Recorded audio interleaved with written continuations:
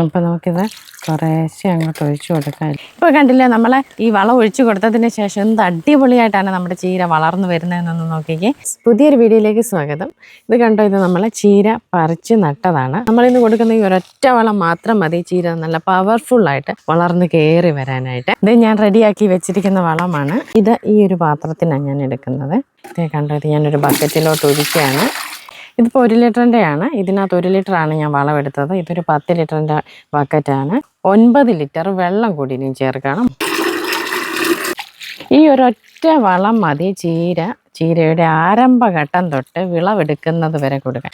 കടല പിണ്ണാക്കല്ല, കപ്പലണ്ടി പിണ്ണാക്ക് 1 കിലോ, പച്ച ചാണകം 1 കിലോ. പച്ച ചാണകം എല്ലാവർക്കും കിട്ടാനില്ലെങ്കിൽ നനവുള്ള ചാണകപ്പൊടിയാണെങ്കിലും മതി. 1/2 കിലോ തൊട്ട് 1 കിലോ വരെ വേപ്പിൻ പിണ്ണാക്ക്, 1/2 കിലോ എല്ലുപൊടി ഓപ്ഷനിലാണ്, വേണമെങ്കിൽ ചേർത്താൽ മതി. ഇത്രയും ഒരു 25 ലിറ്ററിൻ്റെ വെള്ളത്തിൽ ഇട്ടതിന് ശേഷം 1 കിലോയോളം വരുന്ന ശർക്കര ചീകി അതിനകത്ത് ഇടുക. എന്നിട്ട് നെകക്കെ വെള്ളം ഒഴിച്ചു വെക്കുക.